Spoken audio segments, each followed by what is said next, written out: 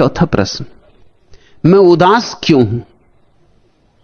ऐसे तो सब है, सुख सुविधा, फिर भी उदासी कि घटती नहीं वरन बढ़ती ही जाती। क्या ऐसे ही व्यर्थ ही समाप्त हो जाना मेरी नियति है?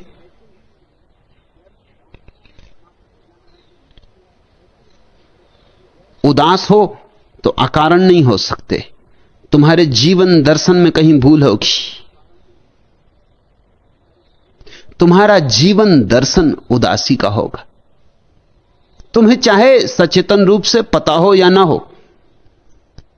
मगर तुम्हारी जीवन को जीने की शैली स्वस्थ नहीं होगी, अस्वस्थ होगी।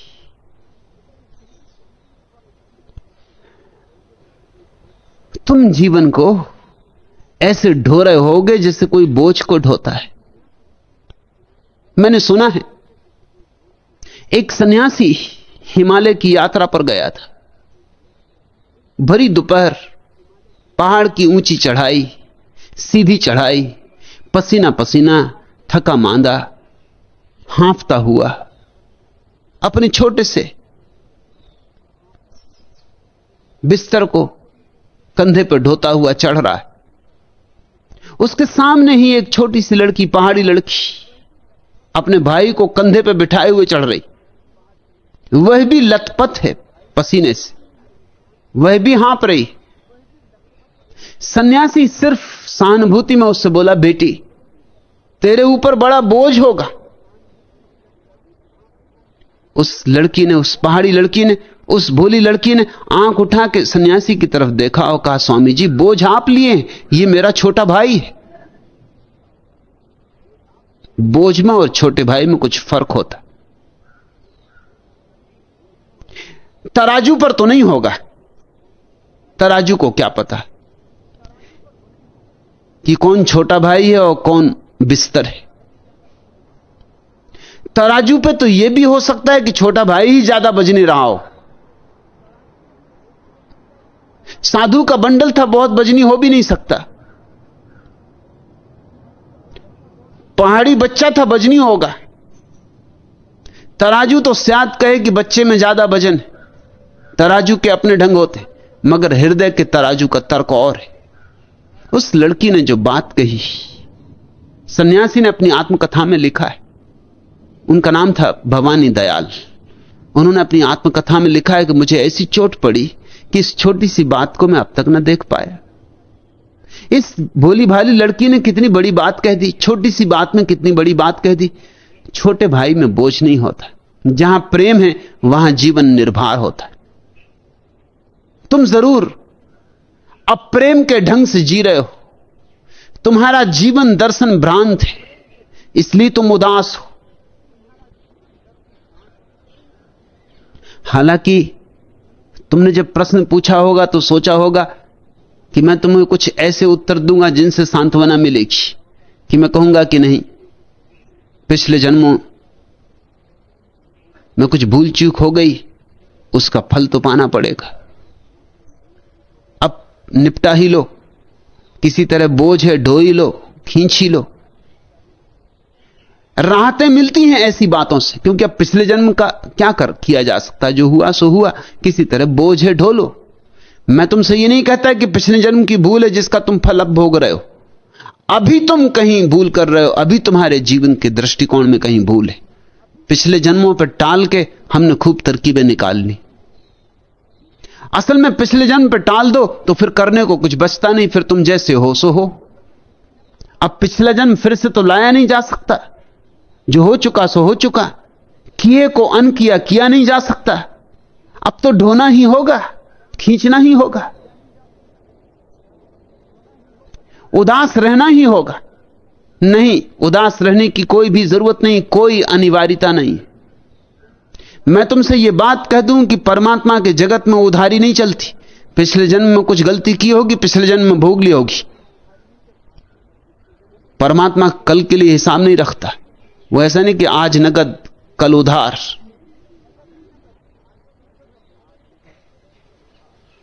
नगद ही नगद है, आज भी नगद और कल भी नगद।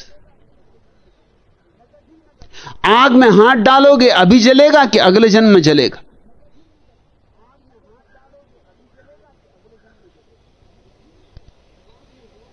पानी पियोगे प्यास अभी बुझेगी कि अगले जन्म में बुझेगी? इतनी देर नहीं लगती प्यास के बुझने में, ना हाथ के जलने में।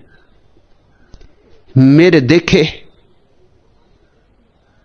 जब भी तुम शुभ करते हो तत्क्षण तुम पर आनंद की वर्षा हो जाती, तत्क्षण,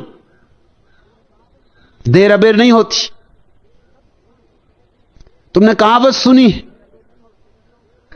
कि उसके जगत में देर है अंधेर नहीं। मैं तुमसे कहता हूं कि देर हुई तो अंधेर हो जाएगा। न देर है न अंधेर है, सब नगद है। तुम जरा फिर से पुनर्विचार करो, अपनी जीवन शैली को थोड़ा जांचो। अब जो आदमी यह मान रहा है कि घर गृहस्थी पाप है, वो घर गृहस्थी में रह के कैसे प्रसन्न हो सकता है? कहो मुझे, कहो कैसे प्रसन्न होगा? जो आदमी मानता है कि ये पाप है, कब इससे छुटकारा होगा? ये पत्नी, ये बच्चे, ये घर, ये संसार, कब आएगी वो सौभाग्य की घड़ी कि चला जाऊंगा हिमालय के किसी गुफा में और बैठूंगा, सब छोड़ छाड़ के संसार का माया मोह। जो आदमी ऐसा मान रहा है, और ऐसे ही आदमी मान रहे हैं इस देश में, तो हर आदमी ऐसा मान रहा है।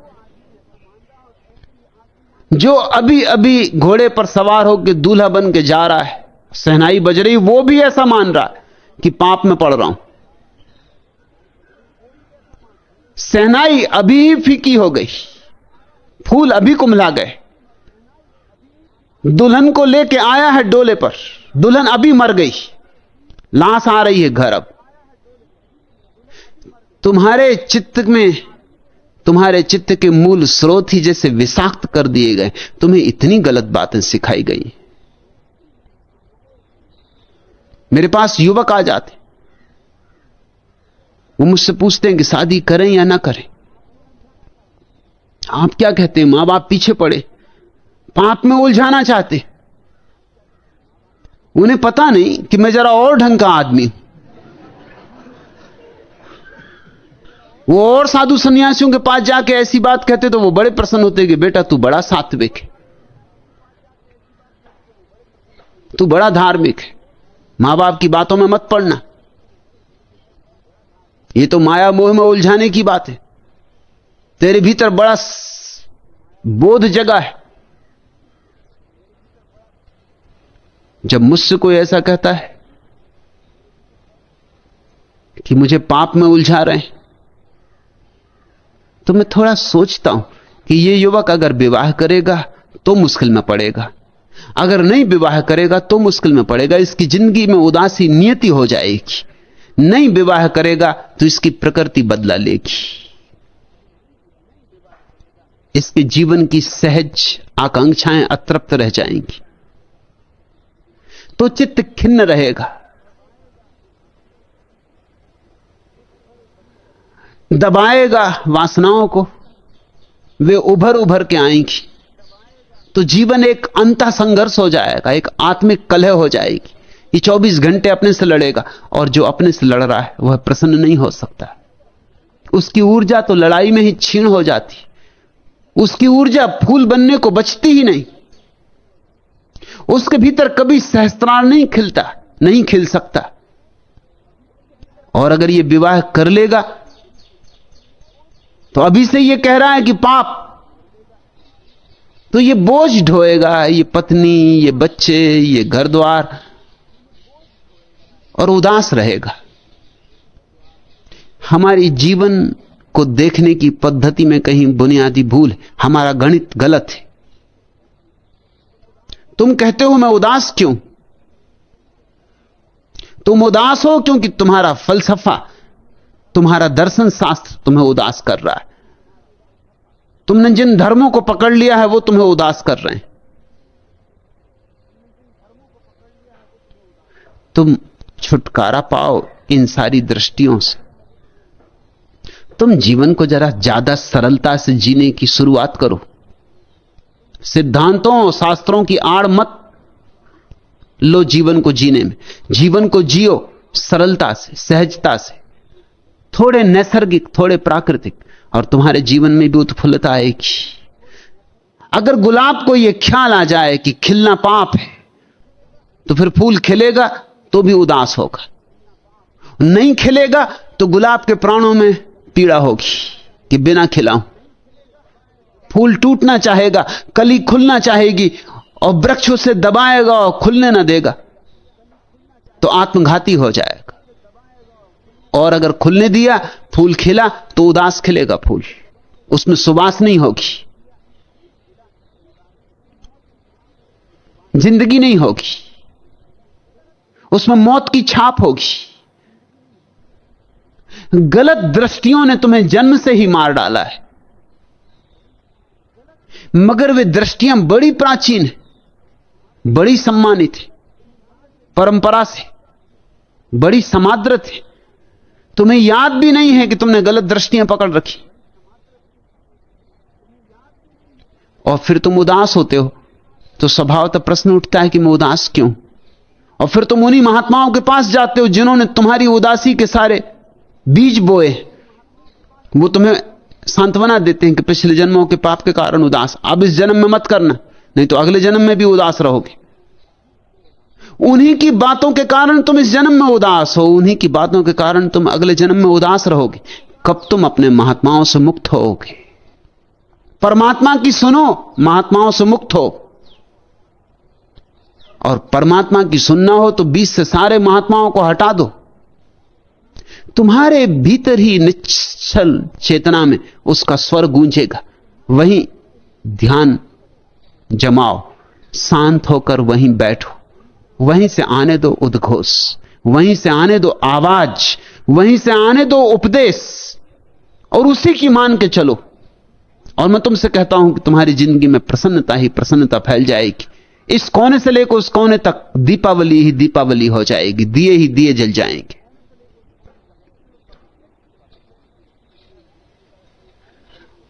कहते हो तुम ऐसे तो सब है सुख सुविधा, फिर भी उदासी है कि घटती नहीं वरन बढ़ती ही जाती। सुख सुविधा से कोई संबंध नहीं है आनंद का। कभी कभी जिनके पास कोई सुख सुविधा नहीं वे भी आनंदित मिल जाएंगे। कोई अनिवार्य संबंध नहीं कि तुम्हारे पास धन है इसलिए तुम सुखी होना चाहिए।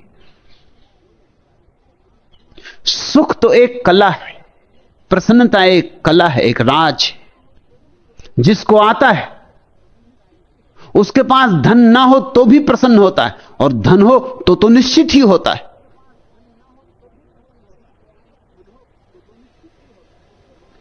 तुम मेरी बात जरा गौर से समझना। मैं ये नहीं कह रहा हूं कि धन ना हो तो ही प्रसन्न हो सकता है।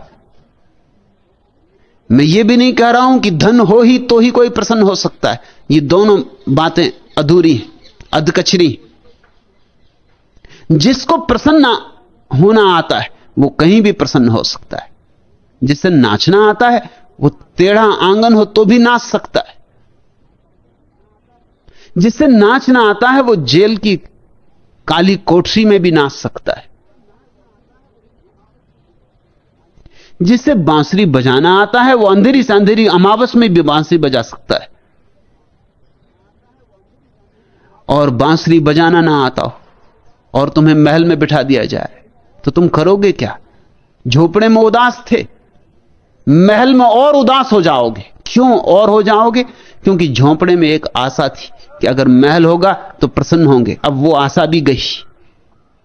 अब उतनी आशा का भी सहारा ना रहा, महल भी है और उदासी। तुम समझो, बाहर से उदासी और प्रसन्नता का कोई संबंध नहीं है, भीतर से संबंध है। इसलिए मैं नहीं कहता कुछ त्यागो, छोड़ो, भागो, नहीं, भीतर की कला सीखो। धन हो तो जो भीतर की कला जानता है वो धन का सदुपयोग कर लेगा, वो धन को जी लेगा। अक्सर तो भीतर की कला न जानने वालों के पास धन होता है तो वो धन से केवल इतना ही करते कि अपने लिए चिंताएं पैदा करते, कृपण हो जाते हैं, कंजूस हो जाते। धन को और जोर से पकड़ लेते, 99 के फेर में पड़ जाते। जिनके पास नहीं होता वो तो खर्च भी कर लेते, वो कहते हैं है ही नहीं, तो ये भी गया तो गया, वैसे भी क्या है। इसलिए गरीब आदमी तो थोड़ा हिम्मत से खर्च भी कर लेता, अमीर आदमी खर्च भी नहीं करता। वो कहता है कि इतना और बच जाए तो थोड़ा और हो जाएगा, इतना और बच जाए तो थोड़ा और हो जाएगा। जैसे जैसे आदमी अमीर होता जाता है वैसे वैसे कंजूस होता जाता है। और इस देश में ऐसे कंजूसों को हम कहते हैं कितने सीधे साधे कंजूस हैं, सीधे साधे जरा भी नहीं है, बहुत इर्छे तिरछे, बहुत चालबाज, मगर हम उनको कहते कैसे सीधे साधे। देखो इनका जीवन कैसा साधु का जीवन। जब साधु का जीवन जीना था तो कृपा करो ये धन किसी और को दो, उसको जी लेने दो, तुम साधु बनो। धन पर तो बैठे फन मारकर और साधु का जीवन जी रहे हैं। इस तरह की मूढ़ता को समादर दिया जाता रहा। यह निपट मूढ़ता है। धन हो तो धन को जी लो, जब नहीं होगा तो निर्धनता को जीने लेना। अभी तो धन है तो धन का गीत गाओ, जब नहीं धन हो तो निर्धनता का गीत गा लेना। अभी जल्दी क्या पड़ी। मगर लोग धन भी नहीं भोग सकते, क्योंकि भोग ही नहीं सकते। भोग की ही निंदा है। तुम कहते हो सब सुख सुविधा होगी, मगर तुम्हें कुछ नहीं। तुम तो सुख सुविधा में भी देख रहे होगे कि ये सब भोग। कहां पड़ा हूं, कहां उलझा हूं। कैसा मजा नहीं होगा फकीरों को। अक्सर ऐसा हो जाता है कि शहरों में जो लोग रहते हैं वो सोचते हैं देहात में रहने वाले लोग बड़े मजे में। देहात में रहने वाले दूसरी बात सोचते हैं, वो सोचते हैं शहर में रहने वाले लोग बहुत मजे में। असल में तुम जहां नहीं हो लगता है मजा वहां है। गांव के लोग सब बंबई जाना चाहते, कोई नहीं रुकना चाहता, नहीं तो आखिर बंबई में लोग बढ़ते कहां से जा रहे हैं। सारे गांव बंबई आना चाहते, अगर न रह पाए तो कम से कम दर्शन करने बंबई आना चाहते। और बंबई के लोग देहात की सुन के उनकी छाती खिल जाती, आहा देहात में कैसा सुख, कैसी सुविधा, प्राकृतिक सौंदर्य, ताजी हवाएं। ये कहां बंबई की गंदी हवा। मैं कश्मीर था, बंबई के कुछ मित्र मेरे साथ थे। जिस बजरे पे हम मेहमान थे, मेरे बंबई के मित्र, बंबईया मित्र, वो डल झील की खूब तारीफ करें और ताजी हवाएं और वृक्ष और चिनार के दरख्त और चांद तारे और कश्मीर। उनकी बातें सुन के वो जो बजरे का माझी था वो बड़ा चौंके, बड़ा हैरान हो। ये मैं देखता रहा। मैंने उससे पूछा कि तू इनकी बातें सुन के बड़ा चौंकता। उसने कहा मैं चौंकू नहीं तो क्या करूं, मेरी जिंदगी यहीं बीती, यही झील, इसी से सिर मारते मारते जिंदगी गंवाई, यही नाव, यही चिनार। इनकी बातें सुन के मैं भी देखता हूं कि क्या खूबी चिनार में, कुछ मुझे दिखाई पड़ती नहीं। वो मुझे बाबा कहता था। जब हम चलने लगे तो पैर पकड़ लिए। उसने कहा बाबा बस एक आशीर्वाद, एक दफा बंबई के दर्शन करवा दो। तो मैंने बंबईया मित्रों से कहा सुनते हो, ये डल झील का माझी ये कहता बस एक जीवन में इच्छा है, सिर्फ एक, कोई बड़ी इच्छा भी नहीं बेचारे की, कि बंबई का एक दफा दर्शन हो जाए। फिल्मों में देखा है, कहने लगा। कैसा सुख नहीं लोग भोग रहे होंगे। शहर में रहने वाला आदमी गांव की तारीफ करता, गांव जाता माता नहीं। कौन तुम्हें रोक रहा है? जाओ भोगो गांव की कीचड़ और मच्छर और जो भी तुम्हें भोगना हो, और गांव की गंदगी और बदबू। जाओ।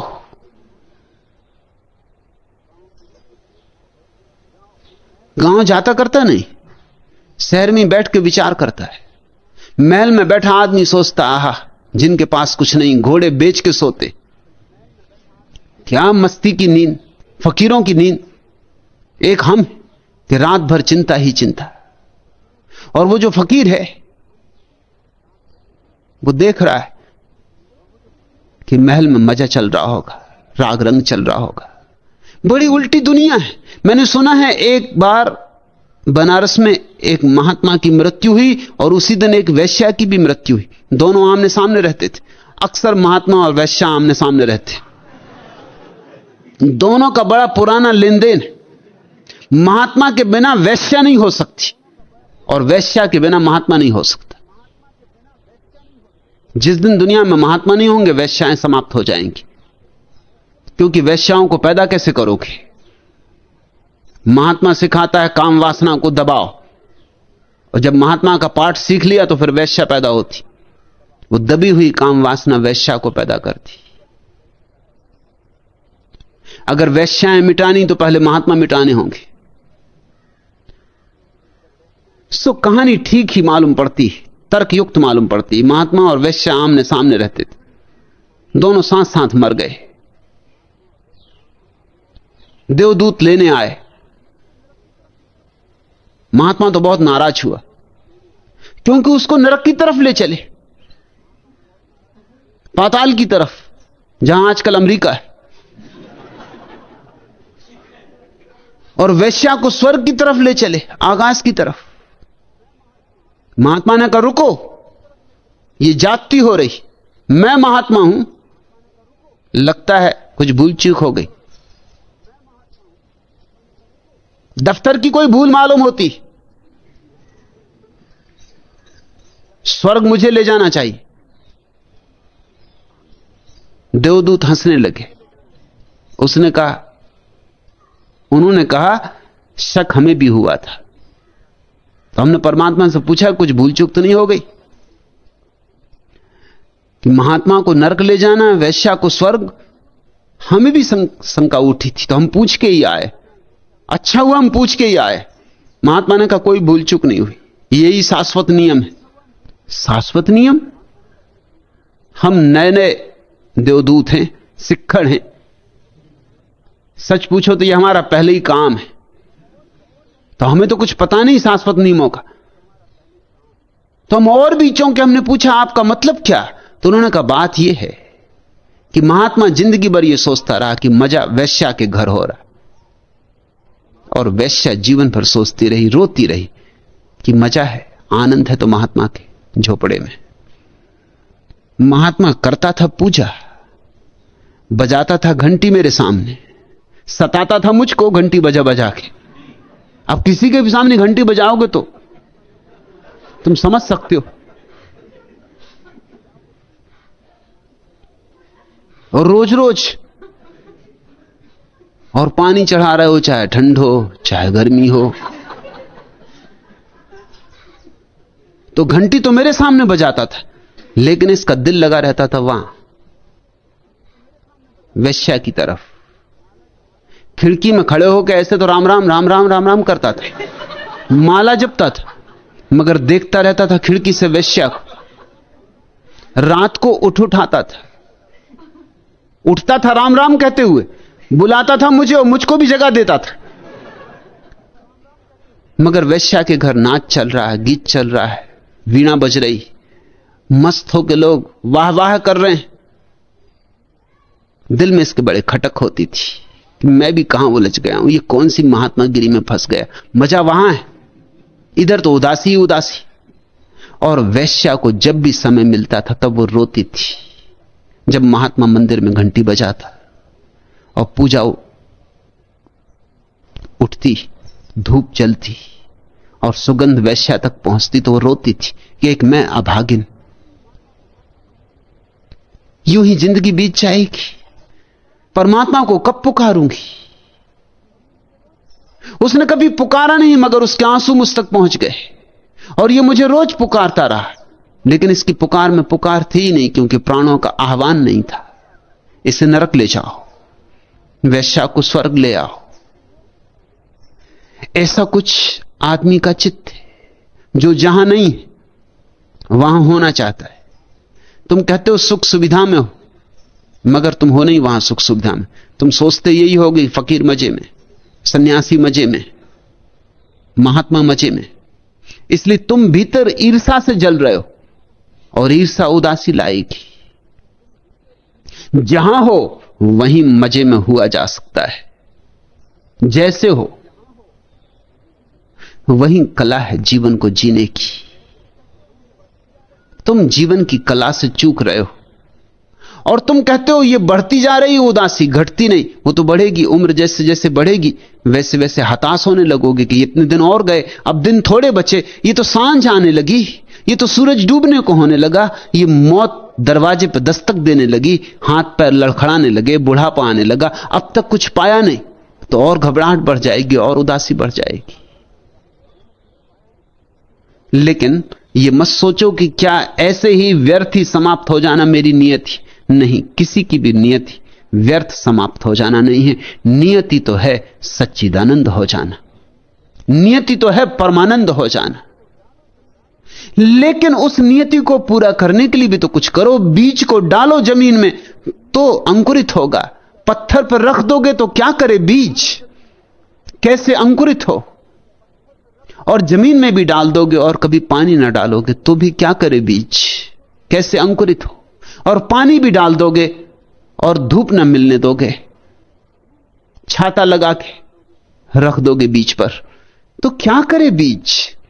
संयोजन जुटाओ, सच्चिदानंद के घटने का संयोजन जुटाओ।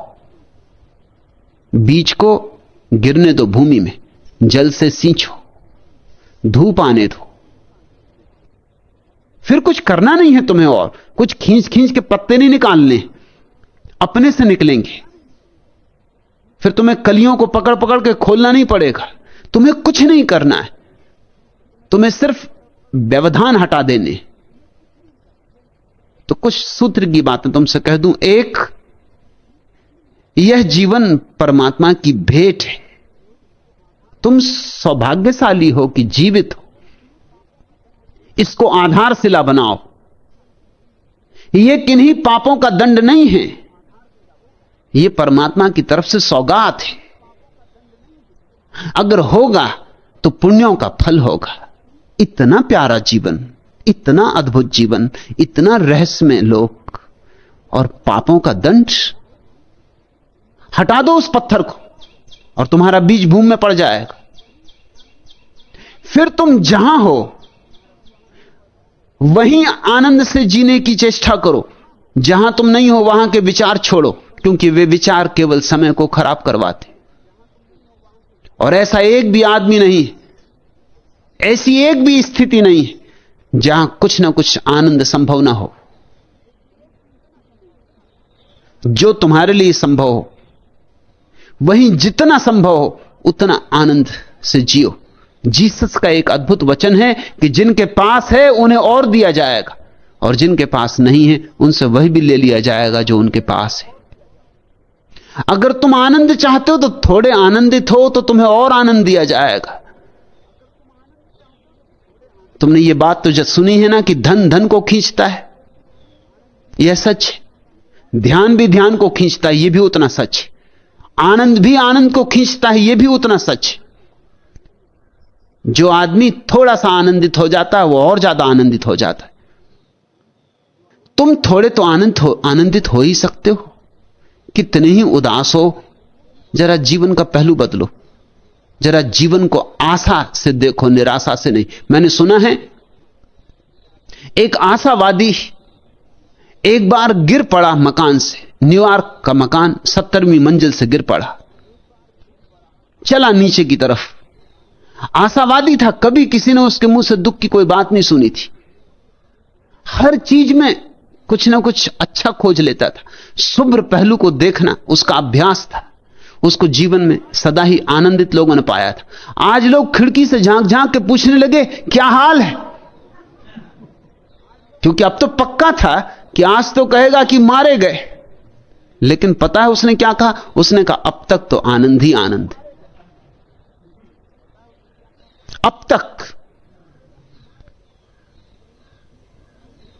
गिर रहा है जमीन की तरफ, ऐसे ही हम सब भी गिर रहे हैं जमीन की तरफ। आखिर मौत नीचे प्रतीक्षा कर रही, लेकिन अब तक तो उसने कहा आनंद ही आनंद है। जीवन को आशा की दृष्टि से देखो, निराशा की आदतें छोड़ो। हर अंधेरी रात में चमकते हुए तारे हैं और हर काले बादल में चमकती हुई बिजली का गोटा जड़ा हुआ है। कांटे मत गिनो गुलाब की झाड़ी में, फूल गिनो। और फूल गिनना सीख जाओ तो धीरे धीरे तुम पाओगे कि कांटे भी फूल हो गए। जिनके पास है उन्हें और दिया जाएगा, और जिनके पास नहीं है उनसे वह भी ले लिया जाएगा जो उनके पास। जो कांटे गिनेंगे उनके लिए फूल भी कांटे हो जाएंगे। गिनती बदलो, गणित बदलो, और तुमने पानी डाल दिया बीच पर। और तीसरी बात, सिर्फ सोचो विचारो मत, आनंद को अभिव्यक्त करो। तो धूप आ जाने दी तुमने, अभिव्यक्त करो आनंद को। लोग आनंद को अभिव्यक्त नहीं करते, गाली तो दे देते हैं, गीत नहीं गाते। हंसो भी, मुस्कुराओ भी, नाचो भी, गुनगुनाओ भी, क्योंकि जिसे तुम अभिव्यक्त करोगे, बहाओगे, फैलाओगे, उसके लिए तुम्हारे भीतर और नए नए झरनों से ऊर्जा आनी शुरू हो जाएगी। जैसे कुएं से कोई पानी खींचता है तो झरने नया पानी ले आते हैं कुएं में, ऐसे ही हम सब परमात्मा के सागर से जुड़े। उलीचो, दो ही हाथ उलीचिए, उलीचो जो तुम्हारे पास है, उसे बांटो, मस्ती को लुटाओ, और तुम चकित हो जाओगे। नई नई ऊर्जा, नई नई धाराएं, नए नए झरने फूटते आ रहे हैं। और एक बार ये रहस्य पता चल जाए, ये राज हाथ में आ जाए कि लुटाने से बढ़ता है, बांटने से बढ़ता है, अभिव्यक्त करने से मिलता है और मिलता है, तो बस ये तीन सूत्र पूरे हो जाएं कि उदासी गई, रात गई, सुबह हुई। नियति नहीं है उदास होना, दुर्भाग्य है, दुर्घटना है। तथाकथित गलत जीवन दृष्टियों, गलत जीवन शास्त्रों का परिणाम है। गले में तुम्हारी फांसी लगी, मगर चूंकि फांसी महात्मा लगाए हुए हैं, तुम फांसी नहीं तोड़ सकते, क्योंकि तुमको लगता है कि महात्मा फांसी नहीं लगा सकता, फूल माला पहनाई होगी। जरा गौर से देखो, तुम्हारे धर्म ने तुम्हें जीवन नहीं दिया, जीवन छीन लिया है। एक नए धर्म की तलाश जरूरी, सारी पृथ्वी पर एक नई धार्मिकता की तलाश जरूरी। धार्मिकता होगी आने वाले भविष्य में, न हिंदू होगा, न मुसलमान होगा, न ईसाई होगा, एक धार्मिकता होगी। जीवन को जीने का एक अहोभाव होगा, एक धन्यवाद होगा परमात्मा के प्रति। उस नए मनुष्य के लिए ही आवाहन है मेरा सन्यास, उस नए मनुष्य के अवतरण के लिए भूमिका है। आज इतना है।